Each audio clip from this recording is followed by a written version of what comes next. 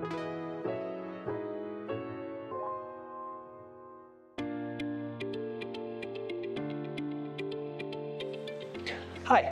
my name is Lee and I am the FP&A Technology Director at Revelwood. Today I'm going to show you about bookmarks in PAW. As your planning analytics environment grows with your organization, there'll be lots of items that you want to navigate through. This will include cubes with a list of cubes.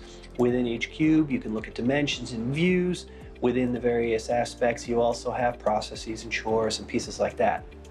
Well, bookmarks can be used to allow you to quickly move to a certain spot.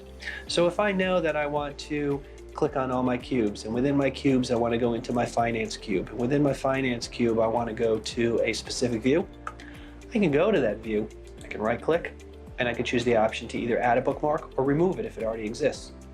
And once the bookmark is in play, once the bookmark has been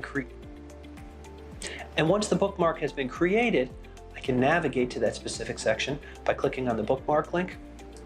Within the bookmark, it will show me all of my pieces, and it will bring me directly there. It will bring me to the views that are within a specific cube, that are within my entire environment. This quick and easy approach can be used to speed up your navigation throughout your planning analytics environment.